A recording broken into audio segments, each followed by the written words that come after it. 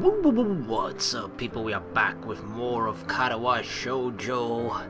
I know it's been a bit more than a week, I think, since the last Katawa Shoujo video, but that's mainly because I was prioritizing some of the other series at that moment, and Kindred Spirits has pretty much ended right now. Danganronpa 1 has ended, even though it's been replaced by Danganronpa 2 immediately after that.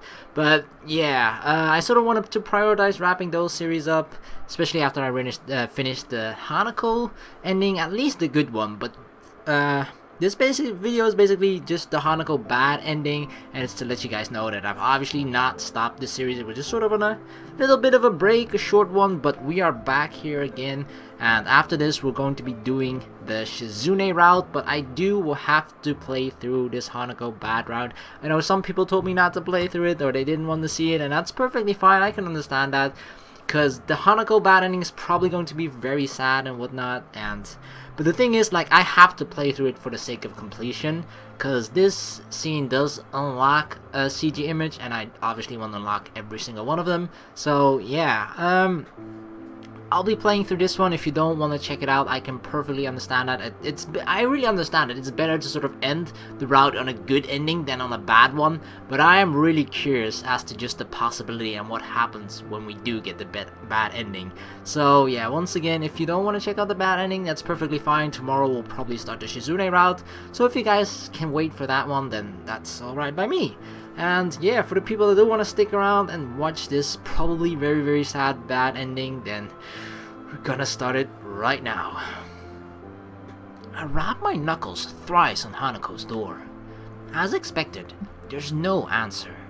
I briefly consider knocking again, but I know full well that I'd just get the same result if I did. Alright, a little bit of context before this, because I had to play through a little bit as well as skip through a large part to get to this point, obviously, because the bad ending sort of depends on one choice, which was right after Lily leaves to Scotland.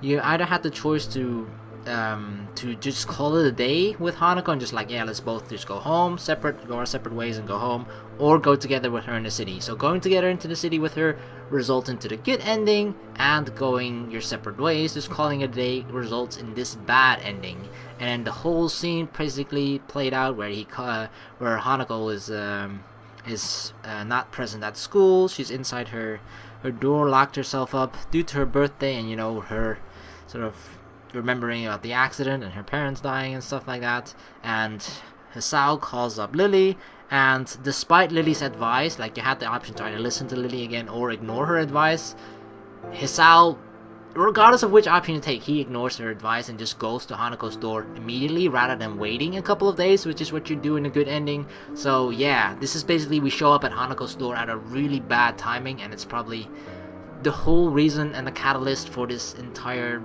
upcoming bad scene that is to come, for that one to play out. So yeah, that, I think I just had to provide you guys with that information, at least to put you more into the scene as to why this is happening. Resting my hand on Hanako's door handle, I try and prepare what I want to say to her. Try as I might, I can't really think of anything worth saying. I want to comfort her, yes, but I have no idea how to do that. That alone is almost enough to stop me. I told Lily that I would, though, so I feel I have to follow through, whether I'm confident about it or not. I turn the handle downwards, with a large amount of hesitation. It doesn't move far though, due to the door being locked. Hanako. So she really has locked me out. After everything that happened between us, and the time that we spent together, she shut me out completely. I don't know if you can hear me, but I just want to talk to you for a bit. If you can hear me, could you unlock the door?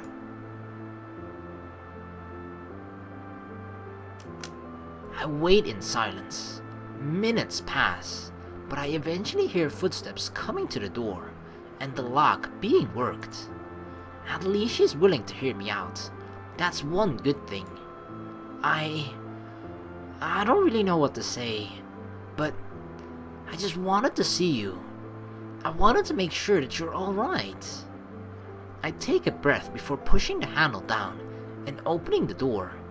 If she unlocked it without raising any protest, it should be fine for me to go in. Hanako is sitting on the side of her bed, her face sullen as though deep in thought. Her room is as stark as ever, and right now, she seems to perfectly suit the mood it gives off. Eventually, her eyes slowly move to the door. As soon as she notices my presence, she darts off from her bed and jumps to her feet, facing me straight on. Her oversized gown makes this gesture look all the more sweeping as it freely moves about her light frame. What are you... I quickly regret coming in as I look at her. She looks depressed, but there's a tinge of anger behind it. So she can make these kinds of expressions as well. I just wanted to check that you were alright. I thought it would be okay since you unlocked the door. Hanako opens her mouth to speak, but quickly closes it again before looking away. We stand in silence for a while, before she steps back and sits down on the side of her bed. I'm not sure whether she's frustrated with me and resigned to the fact that I'm here, or genuinely okay with me being in her room.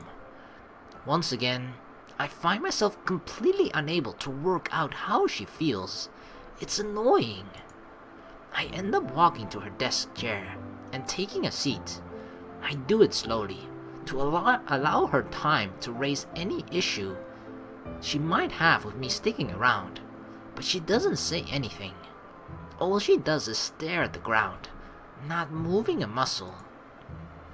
After sitting with my front to the chair's back, I take a better look at Hanako.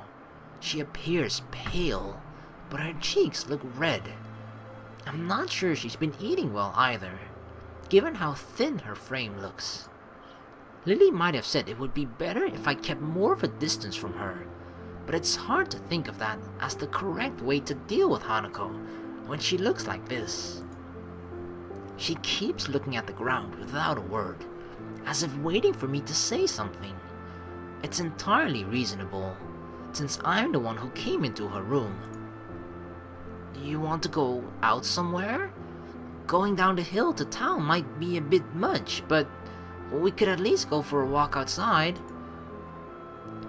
Why do you want to do that? I was just thinking that it might help you a bit. You spend so much time inside, your skin's going to get as pale as Lily's before long. I snort in amusement, expecting Hanako to do the same, but she gives no reaction. Now is not the time for jokes, Hisao. She just goes back to looking at the ground. If you don't want to go, I don't want to go either. It's fine.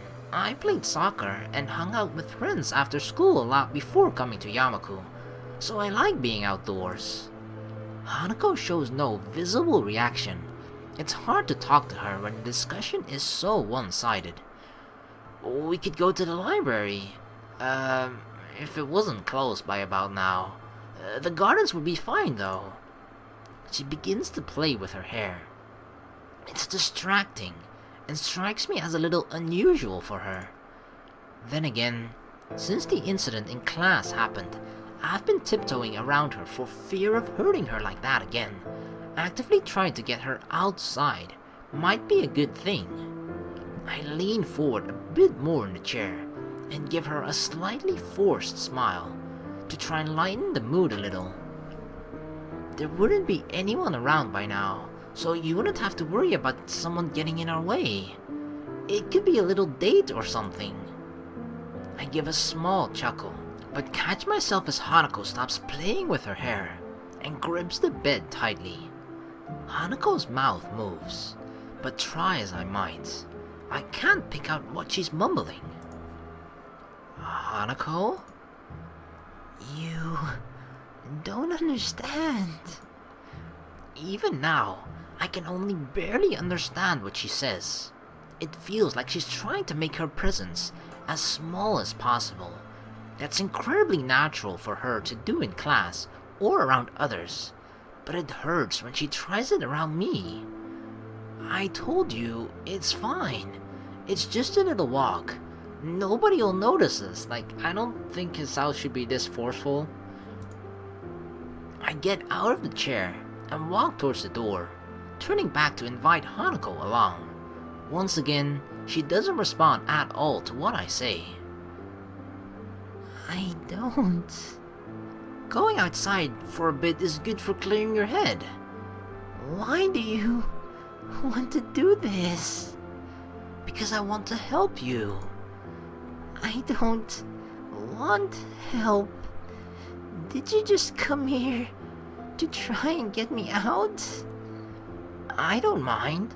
I think everyone needs help sometimes. When I was trying to get through my first days at Yamaku, you and Lily helped me out a lot. Besides, I'm not exactly busy. I don't want to go. I'm fine. I don't really think it's healthy to stay indoors that long. Oh, that's funny for me personally. The sun is still got a little life in it, so it's not too late to have at least a little walk. I could probably use a bit of exercise anyway, to help me wake up. I've got some homework to get done, and it wouldn't be good to fall asleep halfway through doing it. Then go. By myself? She nods. Well, I'm not really against that, but are you sure? I swung by to invite you to come with me. I'm fine. You can go. Come on, just a small walk. Please, just go. I'm fine here. Hanako? I tried to look at her face to gauge her feelings, but her expression is wooden, as if it was so carefully arranged that a single movement might cause it to collapse. Well, if you want to stay here, maybe we could play a game. Just leave. Please. I don't want to do anything right now. Surely there's something you want to do. It must be boring sitting here in your room alone. He's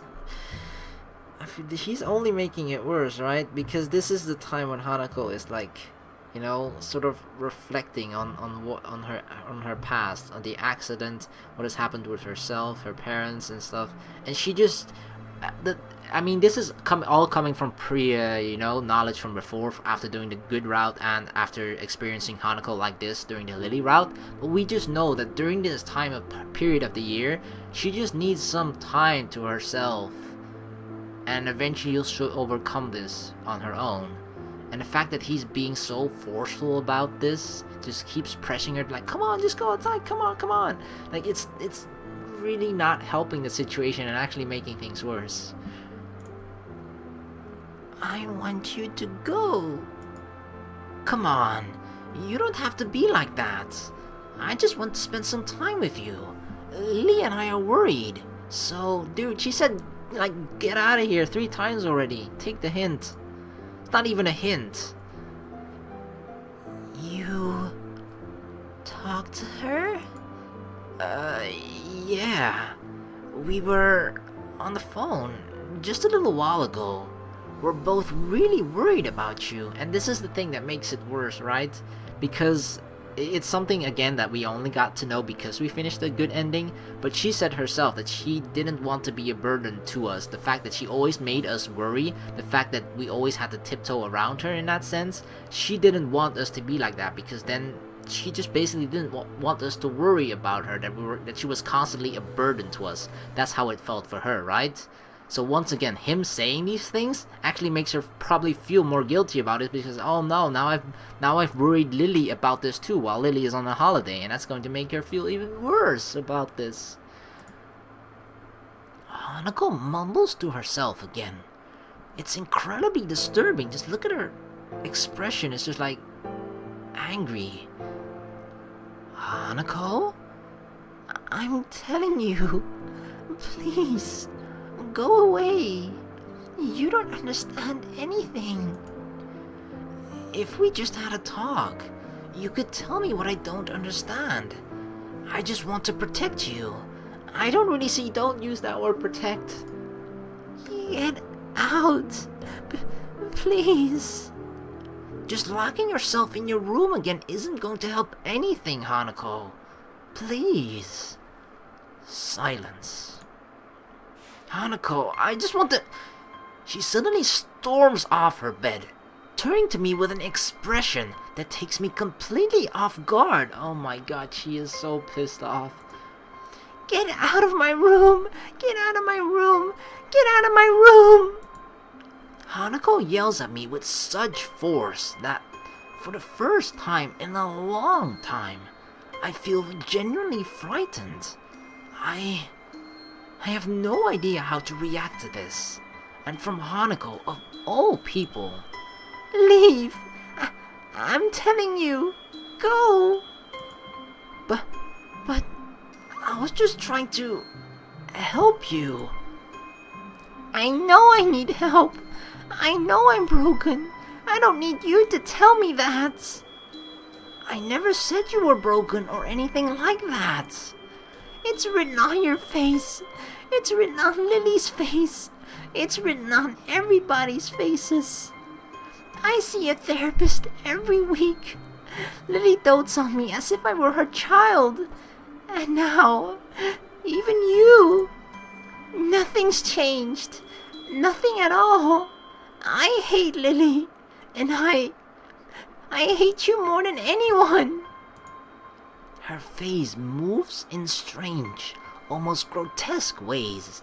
I've never seen someone completely lose it before, but it looks like the usual quiet and withdrawn girl in front of me is going into just such a destructive cycle before my eyes. I don't know what to do. I have no idea what I should say or do. Go! Leave me alone! Get out of here! I take a step back, and then another, and then another. My retreat is only halted when I feel the door against my back. I can't fix this situation. Nothing I say would change anything now. I feel like I'm in a strange and deep, unsettling foreign world. I don't want to be here anymore. The door handle fights my clumsy attempts to open the door without turning my back to Hanako. Eventually, thankfully, the handle moves downwards. I open the door as fast as I can and almost leap backwards through it. As I go through, I keep my eyes on the girl in front of me. She's not broken. Hanako isn't broken. If she was broken, then I'm just as broken as she is after all that's happened to me. Lily only ever did the best by her, and I only ever tried to protect her as best as I could. Hanako looks down, all her energy spent. Now that I've stepped out of her room, the worst of her fury is gone. But even now, I can't bring myself to argue with her. It's just not the deep shock at what she said. It feels like something else is stopping me. Something deep that makes me feel physically sick. Without a word, I slowly shut the door. The creak of the old hinges sounds almost deafening. With a final thud, the wooden door closes. The Hanako that I felt I knew disappears behind it, and only faint orange slivers of light peek around the very edges. I feel numb. Without anything else to do, I begin to walk back to my dormitory room, mechanically placing one foot in front of the other one while barely registering a thing around me. My mind keeps ticking, questioning everything that I thought I knew about Hanako. But one thing is not questioned, that shutting that door brought a close to more than that single visit. Oh god. AKA the bad ending. It closed off the entire possibility of friendship into perhaps even more with Hanako. But yeah, it was just basically he was pushing all the wrong buttons with her, right? Because at that scene, in the good scene where she's like having a breakdown on the ground outside, she lets us know everything, like, you know, her deep feelings as to regarding like how people look at her, how even her closest friend look at her, or how she thinks they look at her. And you know, the thing is, like, the thing that I felt like she mentioned, that's like she like, you know, that everybody sort of looks at her that she's broken and that she knows she needs fix it, blah blah blah, you know. But people that people keep telling her that, you know, that's something that just doesn't really help at all, because she knows that she's working on it, you know. And for people to keep pointing it out over and over again, it's just, that's actually, you know, I know that it comes from good intentions, but that even good intentions sometimes can have bad outcomes, you know. And this is definitely one of those times.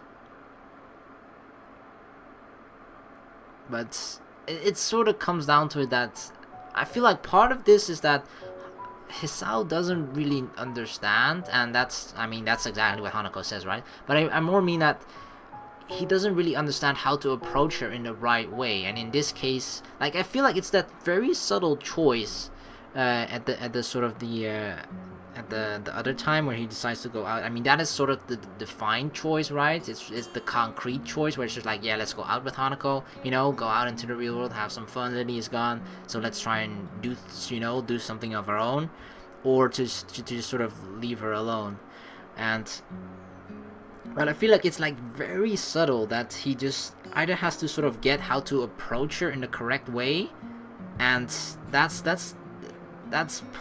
what happened in the good ending, right? And in this one, he forces himself on her so much that it's just like, I understand that you want to help her, and yes, she does need help. But if a person that needs help says they don't want help, you can't actually do anything for them at all.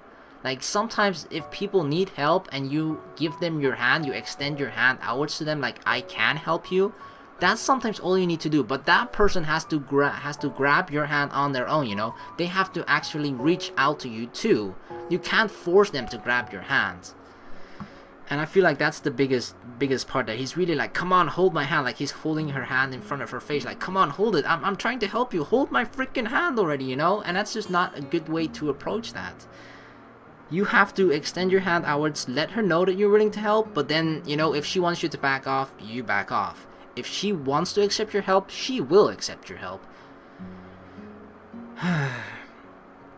Yeah, that was a sad, depressing scene, but we're gonna leave that behind for now. So, that's going to be the end of this video.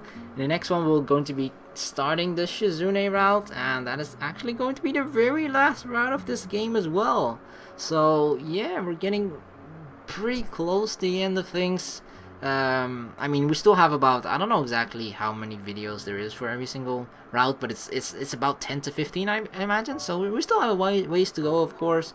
But dang, yeah, bad endings suck. That's what it comes down to. But sometimes you gotta play through them. Makes you understand things a bit better, and it makes you appreciate the good endings even more, right? Because now I'm like yeah, well, luckily we did the good ending first, because now we have experienced that. And then sure, sadness sucks, but hey, we got the CG image. That's what I care about. No, that's not true. I care about Hanako too, but we gotta leave her behind for now. So yeah, next one, Shizune route, and we'll probably be seeing a lot of Misha too, considering Misha is basically, you know, the right hand of Shizune, or more like the spoken voice. Like, the way of communicating with Shizune is always sort of through Misha, right? Like, it's kind of weird in a sense, because it actually feels like you, through the small interactions that we had throughout every single route with Shizune and Misha, you always gotta pick out the subtle little moments where you feel like, wait, that was actually Misha talking, right? And not Misha talking for Shizune. Because, like, I feel like 75% of the time, when Misha talks, it's actually, you know, to literally translate the sign language that Shizune said to us.